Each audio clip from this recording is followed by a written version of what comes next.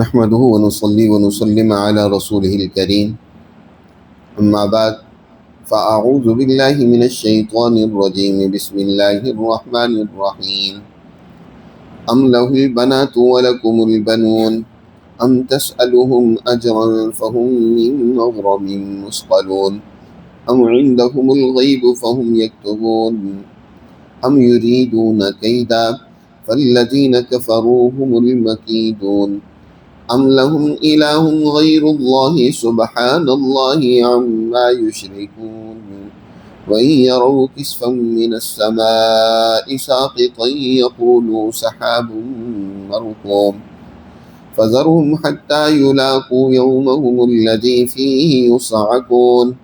يوم لا يغني عنهم كيدهم شيئا ولا هم ينصرون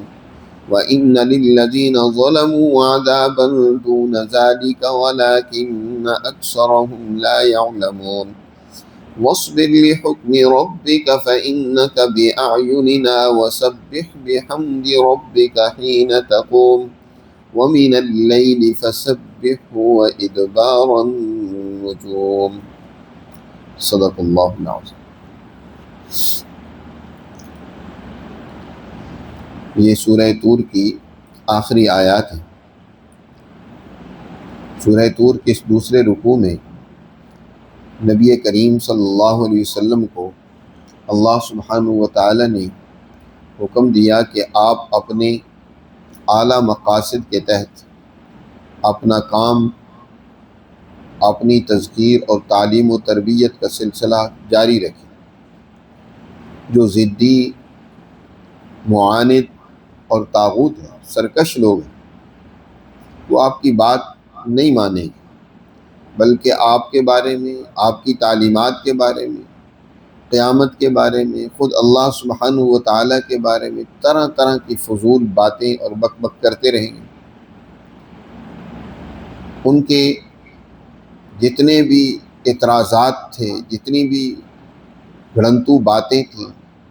جو نبی کریم صلی اللہ علیہ وسلم یا قرآن مقدس یا حضور کی تعلیمات کے بارے میں جو کچھ وہ کہا کرتے تھے، تقریباً اللہ نے اس رکوع میں ان سب کو بیان فرمایا ہے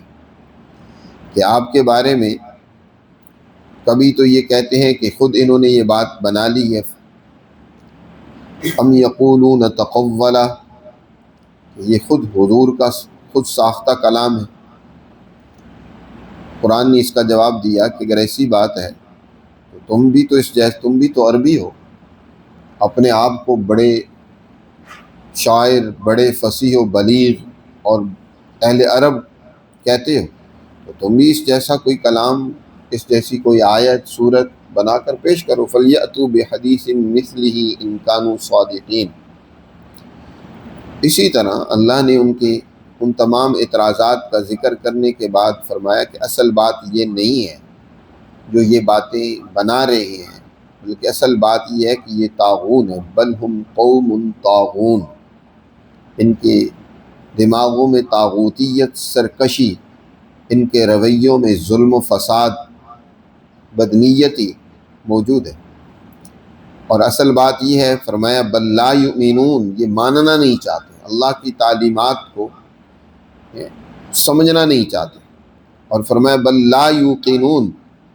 ان میں یقین کی قوت موجود نہیں ہے۔ قرآن مقدس نے یہ تین باتیں بیان فرمائی ہیں کہ یہ ماننا نہیں چاہتے،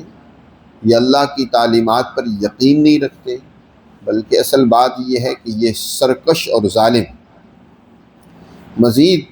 ان کی اسی طرح کی فضولیات کا قرآن نے یہاں تذکرہ کر کے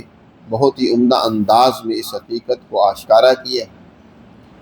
تاکہ قیامت اس طرح کی ذہنیت کے لوگوں کی حقیقت انسانوں کے سامنے آ جائے۔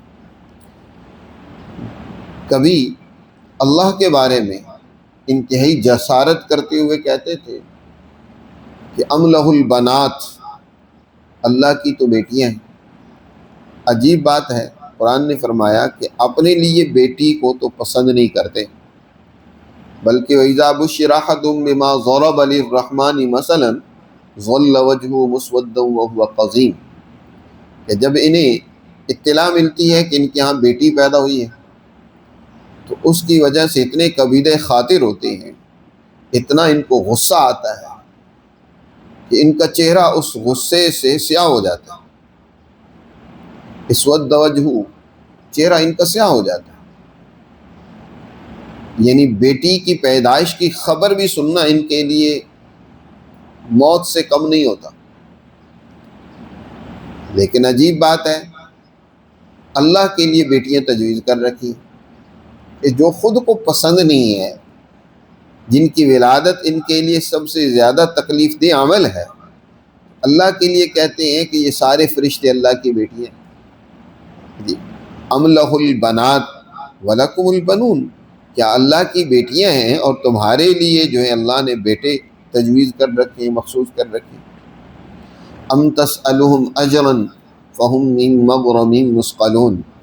یا کیا یہ بات ہے کہ آپ جو انہیں تعلیم و تربیت دے رہے ہیں، جو آپ انہیں واعظ و نصیحت کہہ رہے ہیں، جو بات آپ انہیں سمجھا رہے ہیں، اس پر آپ ان سے کوئی معاوضہ چاہتے ہیں؟ کیا آپ ان سے کوئی چندہ وندہ مانگ رہے ہیں؟ کئی مرتبہ ایسا ہوتا ہے نا کہ انسان اس لیے کسی سچے، کسی عالم، کسی داعی، کسی خطیب، کسی شاعر، کسی کاہن سے بھاگتا ہے کہ یار اسے کچھ نہ کچھ دینا پڑے گا۔ تو کیا حضور صلی اللہ علیہ وسلم نے کبھی تم سے اپنی ذات کے لیے کوئی مطالبہ کیا ہو، کبھی کوئی معاوضہ مانگا ہو؟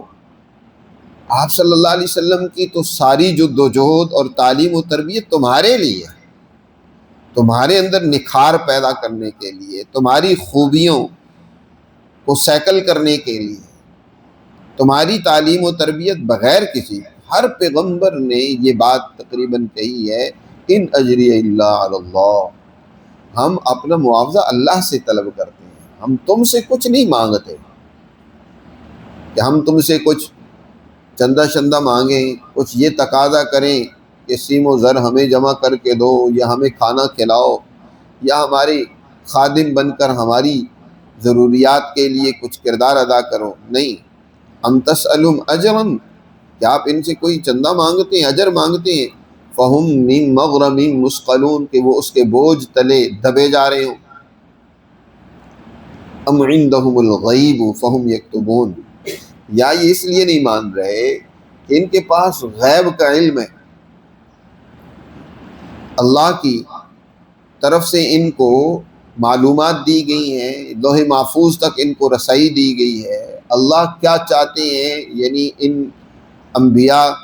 کا انکار چاہتے ہیں، یہ جو کچھ کہہ رہے ہیں بالکل ٹھیک کہہ رہے ہیں، کیا کوئی اس طرح کی بات ان کے پاس ہے؟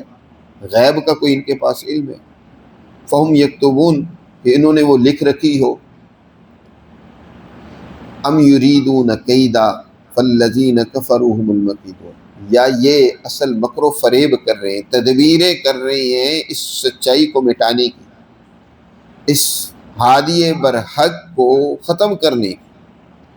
قریش مکہ نے نبی کریم صلی اللہ علیہ وسلم کے لیے مختلف تدابیر سوچی، اختیار کی۔ دار الندوہ جو ان کا پارلیمنٹ ہاؤس تھا، وہاں بیٹھتے تھے، مشورے کرتے تھے، حضور صلی اللہ علیہ وسلم کے متعلق متعدد مشورے کیے انہوں نے، یہاں تک کہ حضور کے قتل کی بھی منصوبہ بندی کی، ختم کر دیا جائے۔ سارے قبائل کے ایک ایک نوجوان کو اکٹھا کیا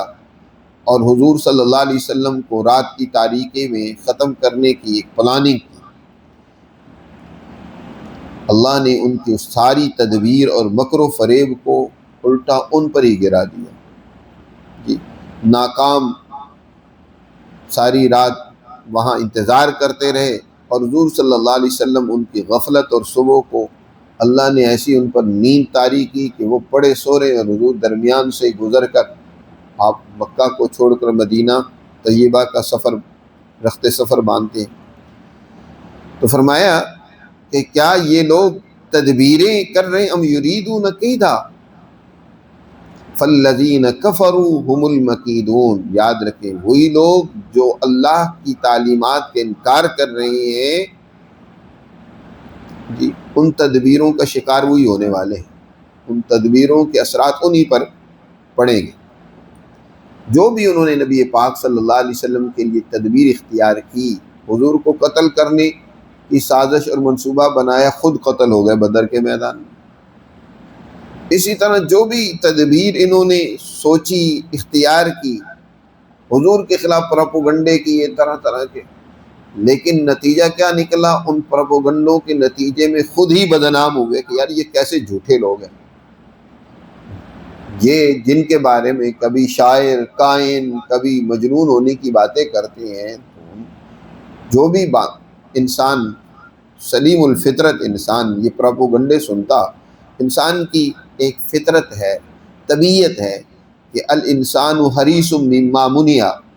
کہ انسان جس سے اس کو روکا جائے نا تو اس کی ٹوک میں لگ جاتا ہے، وہ اس کو تلاش کر کے چھوڑتا ہے۔ یہ پروپیگنڈے تو کرتے تھے کہ لوگ ان کے قریب نہ آئیں، لیکن جو سمجھدار انسان وہ پروپیگنڈا سنتا، وہ حضور صلی اللہ علیہ وسلم کی تلاش میں اور حضور کے قریب ہوتا، وہ دیکھنا چاہتا کہ کیا یہ شخصیت کیسی ہے کہ جس سے اتنے یہ خوف زدہ ہیں۔ اور وہ جب حضور سے بات کرتا، حضور کی تعلیمات کو سنتا، تو حضور صلی اللہ علیہ وسلم پر ایمان لے آتا۔ تو ان کے ساری تدبیریں، ان کے پروپیگنڈے الٹا ان کے خلاف جاتے۔ تو فرمایا یہ ان کے مکر و فریب، ان کے تدبیریں انہی پر الٹی پڑنے والی۔ ام لہم الہ غیر اللہ، یا ان کے پاس اللہ کے سوا کوئی اور معبود ہے جس کی اطاعت کر رہے ہیں۔ سبحان اللہ عما یشرکون، حقیقت یہ ہے کہ اللہ کی ذات تو پاک ہے، وراء الورا ہے، کہ اس کائنات کا کوئی اور معبود اور خالق ہو، اس کائنات کا کوئی اور رب ہو۔ اللہ کی ذات تو شرک سے پاک ہے، وہ اکیلا وحدہ لا شریک اس کائنات کا خالق بھی ہے، مالک بھی ہے، مدبر بھی ہے، جی وہی اس ساری کائنات کی تدبیر فرما رہا ہے۔ لیکن یہ اللہ کو چھوڑ کر انہوں نے پتنی کون سی طاقتیں ان پر اعتماد اور سہارا قائم کر رکھا ہے، ہاتھوں کے گڑے ہوئے بتوں کو یہ معبود بنائے بیٹھے۔ وَإِن يَرَوْا كِسْفًا مِّنَ السَّمَاءِ سَاقِطًا يَقُولُوا سَحَابٌ مَرْكُومٌ، لیکن ان کی عقلیں اتنی مسخ ہو چکی ہیں، فہم و بصیرت سے اتنے عاری اور خالی ہو چکے ہیں، ضد ہٹ دھرمی میں اتنے آگے بڑھ چکے ہیں کہ اگر ان کی فرمائش کے مطابق اللہ آسمان کا کوئی ٹکڑا ان کی طرف توڑ کر اتارے نا، پھر بھی انہیں یقین نہیں آئے گا، بلکہ کہیں گے سحاب مرکوم، یہ تو تہ بتہ بادل ہے جو ہماری طرف آیا ہے اور ابھی پھٹے گا اور برسے گا، یعنی اس کو بھی سحاب مرکوم کہیں گے۔ رقوم، مرکوم، رقم کہتے ہیں تہ بتہ کوئی چیز جمع ہوئی ہو، جیسے کہ ریت کا ٹیلا جس میں ریت تہ بتہ ایک اوپر بلندی کی طرف پہنچ جاتی ہے، اس کو بھی رمل مرکوم کہتے ہیں۔ اسی طرح گھٹا ٹوپ ہے، وہ اندھیرا اور بادل جس میں بارش کے بہت زیادہ امکان ہوتے ہیں، اس کو سحاب مرکوم کہتے ہیں۔ فرمایا وَإِن يَرَوْا كِسْفًا مِّنَ السَّمَاءِ، اگر آسمان کا کوئی ٹکڑا دیکھ لیں تو اس کے بارے میں بھی کیا کہیں گے؟ سحاب مرکوم ہے، یہ تو بادل ہے گہرا جو ہم پہ برسے گا۔ اسی طرح کی فضول باتیں نبی کریم صلی اللہ علیہ وسلم کے متعلق کیا کرتے تھے۔ حضور صلی اللہ علیہ وسلم جب فتح مکہ کے لیے مدینہ منورہ سے انتہائی رازداری کے ساتھ جا رہے تھے، تو راستے میں جیسے حضرت عباس رضی اللہ تعالیٰ عنہ ہجرت فرما کر تشریف لا رہے تھے مدینہ منورہ اور راستے میں حضور سے ملاقات ہوئی، اس طرح حضور کے ایک اور چچا زاد بھائی ابو سفیان بن حارث بن عبد المطلب اور ایک پھوپھی زاد بھائی عبداللہ، یہ بھی آئے۔ حضرت عباس تو حضور صلی اللہ علیہ وسلم پر بہت پہلے ایمان لا چکے تھے، حضور نے انہیں خود ہی مکہ میں ٹھہرنے کا حکم دیا تھا، انہوں نے بارہا ہجرت کا ارادہ کیا، لیکن آپ صلی اللہ علیہ وسلم نے انہیں روک دیا کہ نہیں، تم مکہ ہی میں ٹھہرے رہو۔ کیونکہ مکہ کے حالات سے حضور صلی اللہ علیہ وسلم کو حضرت عباس آگاہی دیتے رہتے تھے، گویا کہ حضور صلی اللہ علیہ وسلم کی طرف سے ان کی ذمہ داری تھی۔ وہاں قریشی جو بھی مسلمان جماعت کے خلاف کوئی پلاننگ کرتے تھے تو حضرت عباس رضی اللہ تعالیٰ عنہ سارے حالات حضور کو بتاتے رہتے تھے۔ حضور نے فرمایا تھا حضرت عباس سے کہ جیسے میری نبوت وہ انبیاء علیہ الصلاۃ والسلام کی اختتام پر ہے، آخری نبوت ہے، اس طرح تمہاری ہجرت بھی اختتام پر آخری ہجرت ہوگی، اس کے بعد ہجرت کا سلسلہ ختم ہو جائے گا۔ تو یہ حضور کے جو دوسرے چچا زاد بھائی، پھوپھی زاد بھائی حضور کی خدمت میں آئے تو یہ مخالفت پہلے کیا کرتے تھے، مخالفت میں بڑھ چڑھ کر تھے۔ حضور صلی اللہ علیہ وسلم کی خدمت میں حاضر ہونے کے لیے اجازت مانگی انہوں نے، حضرت ام سلمہ رضی اللہ تعالیٰ عنہ کو بھی سفارشی بنایا۔ حضور نے ابتدا میں اجازت نہیں دی، لیکن انہوں نے منت سماجت کی اور حضور صلی اللہ علیہ وسلم سے کہا، کیونکہ ابو سفیان اپنے بیٹے کے ساتھ، چھوٹے بچے کے ساتھ بھی آیا ہوا تھا۔ حضور صلی اللہ علیہ وسلم کی خدمت میں کہلا بھیجا کہ اگر آپ اپنی خدمت میں حاضری کی اجازت نہیں دیں گے تو میں اپنے اس بچے کے ساتھ اس صحرا اور جنگل بیابان میں نکل جاؤں گا بغیر کچھ کھائے پیے اور وہیں ہلاک ہو جاؤں گا۔ حضور صلی اللہ علیہ وسلم سے زیادہ قرابت داری کا لحاظ رکھنے والا کوئی اور نہیں ہو سکتا تھا۔ حضور صلی اللہ علیہ وسلم کو اس پر ترس آیا، باوجود اس کی سخت مخالفت اور دشمنی کے حضور نے اجازت دے دی۔ حضرت علی رضی اللہ تعالیٰ عنہ نے فرمایا کہ تم حضور کے سامنے سے جانا اور جا کر یہ آیت پڑھنا جو حضرت یوسف علیہ السلام کے بارے میں برادران یوسف نے کہا، قد آثرک اللہ علینا وإن كنا لخاطئین، تاللہ لقد آثرک اللہ علینا وإن كنا لخاطئین، اللہ کی قسم اللہ نے ہم پر آپ کو ترجیح اور فضیلت دی ہے۔ یہ جو خاندان میں جو اس طرح کی ہوتی ہیں نا رشتے، یہ کسی ذات کو آگے بڑھتا ہوا دیکھنا، کئی ایک رشتے ایسے ہوتے ہیں بڑھتا ہوا دیکھنا گوارا نہیں کرتے، خاندانی جیلسی ہوتی ہے۔ اب پہلے تو یہ مخالفت میں اس لیے آ گئے تھے، وہ عبداللہ جو پھوپھی زاد بھائی تھا وہ یہی کہا کرتا تھا، حضور نے جب خدمت میں حاضر ہوئے فرمایا تم تو کہتے تھے کہ میں آپ پر ایمان نہیں لاؤں گا یہاں تک کہ آپ آسمان پر چلے جائیں اور وہاں سے ایک مکتوب لے کر آئیں اور آپ کے ساتھ 4 فرشتے بھی ہوں اور وہ آ کر ہمیں کہیں کہ ہاں یہ اللہ کے پیغمبر ہیں، ان کی بات مانو، جب تک آپ یہ نہیں کریں گے میں آپ کی بات نہیں مانوں گا۔ قرآن نے وہی کہا کہ اگر ان کے پاس بادل بھی آسمان کا ٹکڑا بھی آ جائے، جو یہ چاہتے ہیں وہ بھی آ جائیں، تب بھی یہ نہیں مانیں گے،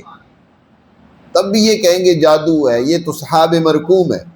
اسی کو قرآن نے فرمایا وَإِن يَرَوْا كِسْفًا مِّنَ السَّمَاءِ سَاقِطًا يَقُولُوا سَحَابٌ مَّرْكُومٌ، اے پیغمبر چھوڑیے فَذَرْهُمْ حَتَّى يُلَاقُوا يَوْمَهُمُ الَّذِي فِيهِ يُصْعَقُونَ، اے پیغمبر آپ ان کو ان کے حال پر چھوڑ دیں یہاں تک کہ یہ ملیں اپنے اس دن کو، وہ دن جس دن ان پر بے ہوشی ہوگی، نفخہ اولا جس دن ہوگا، جس دن یہ کائنات کے نظام کو ختم کرنے کا اعلان ہوگا کہ اب یہ کائنات کا سسٹم بس ختم کیا جا رہا ہے، اس وقت انسانوں پر عجیب حالت طاری ہوگی۔ یہ اس دن ہی ان کو سمجھ آئے گی، یعنی قیامت کے دن ہی ان کو سمجھ آئے گی، اس سے پہلے ان کو سمجھ آنے والی نہیں ہے۔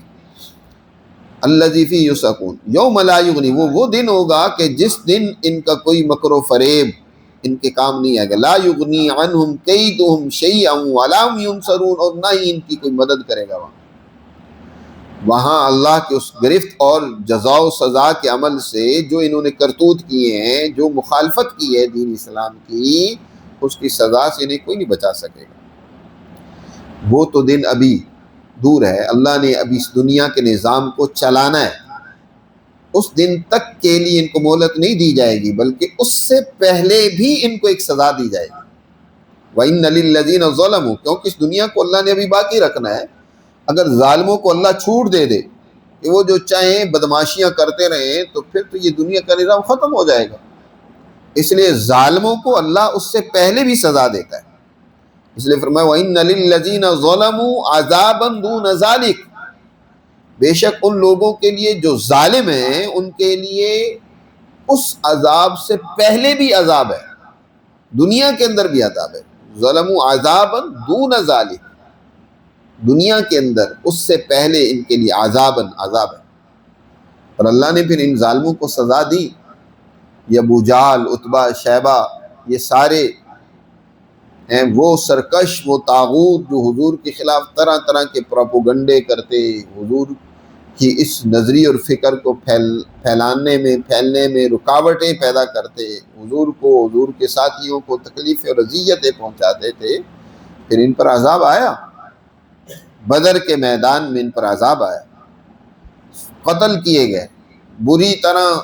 قیدی بنائے گئے۔ حضور صلی اللہ علیہ وسلم نے بدر کے میدان میں جب ان کو قلیب بدر میں ڈالا تو ان کو مخاطب کر کے فرمایا کیا تم نے اللہ کے وعدے کو سچا پایا یا نہیں پایا؟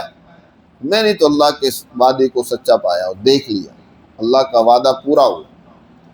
تو یاد رکھیں طاغوت اور سرکش قوموں کو اللہ دنیا میں بھی سزا دیتا ہے، آخرت کی سزا تو بڑی ہے۔ قرآن میں خود دوسرے مقامات پر بھی اس بات کو بیان فرمایا کہ قیامت کا عذاب تو ادھا و امر ہے، وہ تو بڑا سخت عذاب ہے، لیکن اس سے پہلے بھی ان کو سزا ملے گی، عذاباً دون ذالک۔ عجیب بات ہے، آج ہمارا مسلمان بھی جو پستی میں ہے، عذاب میں ہے، ذلت میں ہے، آج کا مسلمان جو دین اسلام کو محض تخیلاتی انداز سے، رومانوی انداز سے مانتا ہے، اس نے اپنی معاشرت کو، اپنی معیشت کو، اپنی سیاست کو، اپنی زندگی کے جو دیگر تمام امور ہیں ان سے دین اسلام کو خارج کر دیا، اور وہ یہ سمجھتا ہے بس قیامت کے دن عذاب ہوگا، اس کی فکر کریں۔ بھائی دنیا میں بھی اللہ کا عذاب ہوتا ہے، وَلَنُذِيقَنَّهُم مِّنَ الْعَذَابِ الْأَدْنَىٰ دُونَ الْعَذَابِ الْأَكْبَرِ، بڑے عذاب سے پہلے ہم ادنا، عذاب ادنا سے ان کو مزہ چکھائیں گے۔ دنیا میں بھی اللہ ذلت اور رسوائی میں مبتلا کرتا ہے، قوموں کی ذلت اور رسوائی یہ اللہ کا عذاب ہوتا ہے۔ ظالم حکمران جو بھاری کم ٹیکسز قوم پر لگا دیتے ہیں کہ جانوروں کی طرح رات دن کماتے رہیں اور ٹیکس ادا کرنے میں زندگی صرف کر دیں، نہ اپنی تعلیم و تربیت کی فکر، ماحول ایسا بن جائے کہ انسان اس کے اخلاق اور رویے محفوظ نہ رہیں، اس کی سوچ اور نظریات درست نہ رہیں، جی اس کی اولادیں اس کی تابع نہ رہیں، مخالف بن جائیں، خاندانی نظام درم برم ہو جائیں، رشتے ناطے ٹوٹ جائیں، دوستیاں منافقت میں بدل جائیں، یہ اللہ کا عذاب ہوتا ہے۔ اور یہ قوموں پر آتا ہے جب قومیں اللہ کی تعلیمات کو پس پش ڈال دیتی ہیں۔ آج ہم اپنے معاشرے کو دیکھیں کہ کس جہنم کے گڑھے پر کھڑا ہوا ہے، بد امنی ہے، نفرتیں ہیں، انتشار ہے، قتل و غارت گیری ہے۔ دیکھیں تو صحیح، ابھی عید کے موقع پر کتنے بے گناہوں کو قتل کر دیا گیا، ٹرین بم دھماکے سے اڑا دی گئی، اور کتنے قتل و غارت گری ہوتی ہے، ہر دن ہوتی ہے۔ یہ بھی اللہ کا عذاب ہوتا ہے کہ جہاں امن نہ ہو، جہاں راحت اور سکون نہ ہو، نہ دن کو چین نہ رات کو آرام، یہ اللہ کا عذاب ہے۔ فرمایا ہم ظالموں کو عذاباً دون ذالک، بڑے عذاب سے پہلے عذاب کا مزہ چکھائیں گے، لیکن اکثر لوگ اس کو سمجھتے نہیں ہیں۔ حضور نبی کریم صلی اللہ علیہ وسلم نے ارشاد فرمایا نا، منافق آدمی اس کی حالت یہ ہوتی ہے کہ اسے نہیں پتہ ہوتا مجھے یہ بخار آیا تو کیوں آیا۔ منافق آدمی پر تکلیف آتی ہے نا، اس تکلیف سے سبق نہیں سیکھتا، رہنمائی نہیں لیتا، عبرت نہیں پکڑتا، بلکہ اس کو ویسے ہی سمجھتا ہے کہ یہ زمانے کا تغیر ہے، بس یوں ہی حالات چل رہے ہیں۔ یہ نام نہاد مسلمان، منافق مسلمان کا بھی یہی رویہ ہوتا ہے کہ ان سے وہ درس عبرت نہیں پکڑتا، اس لیے قرآن نے یہاں بڑا واضح نپے تلا جملہ فرمایا ہے، وَلَٰكِنَّ أَكْثَرَهُمْ لَا يَعْلَمُونَ، لیکن اکثر لوگ اس کو سمجھتے نہیں ہیں، شعور سے کام نہیں لیتے، سمجھ سے کام نہیں لیتے کہ اللہ کی تنبیہ تھی ہمیں بڑے عذاب سے بچانے کے لیے دنیا کے اندر چھوٹا عذاب دیا گیا، اس سے پہلے یہ عذاب سزا دی گئی تاکہ ہم اس غفلت سے بیدار ہوں۔ لیکن غفلت سے وہی بیدار ہوگا جو اس کو سمجھے گا، اس سے نکلنے کی کوشش کرے گا، اس کو عذاب الہی سمجھے گا، اللہ کی تنبیہ سمجھے گا، لیکن یہ سمجھنے والے نہیں ہیں۔ اے پیغمبر، آپ اپنی ذمہ داری کو اپنے رب کے حکم سے پورا کرتے رہیں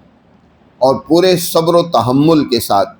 اپنے مشن پر گامزن رہیں۔ وَاصْبِرْ لِحُکْمِ رَبِّکَ، اپنے رب کے حکم سے صبر و استقامت کے ساتھ آپ کام کرتے رہیں۔ یہاں یہ نہیں فرمایا وَاصْبِرْ لِعَزَائِکَ، ان کی تکلیفوں پر صبر کریں، بلکہ فرمایا لِحُکْمِ رَبِّکَ، اپنے رب کے حکم کے لیے، اپنے رب کا جو حکم آپ کو دیا جا رہا ہے اس کے مطابق آپ صبر و استقامت سے کام لیں۔ صبر کے معنی بھی آج ہمارے ہاں بہت ہی محدود کر دیے گئے۔ صبر کے 3 معنی آتے ہیں۔ صبر کے پہلے معنی جو ہیں صبر علی الطاعات، اللہ کے احکامات پر اپنے آپ کو ثابت قدم رکھنا، یہ صبر علی الطاعات ہے کہ اللہ جو حکم دے اس کو پورا کریں، اس میں کوتاہی نہ کریں، اپنے مشن، اپنے نظریے، فکر، اپنی تعلیمات پر عمل کرتے رہیں، آپ آگے بڑھتے رہیں۔ یہ صبر کا سب سے پہلا معنی ہوتا ہے۔ اور اس طرح صبر عن المعاصی بھی ہوتا ہے کہ اپنے آپ کو نافرمانی اور سرکشی سے روکیں۔ اور تیسرا معنی ہوتا ہے کہ صبر علی المصائب، کوئی مصیبت تکلیف آتی ہے تو اس کو برداشت کریں، جی برداشت بھی تمہارے اندر ہو۔ قرآن مقدس میں اولو العزم لوگوں کا اس دعا کا تذکرہ کیا ہے جو انہوں نے صبر سے متعلق اللہ سے مانگی کہ دشمن کے مقابلے میں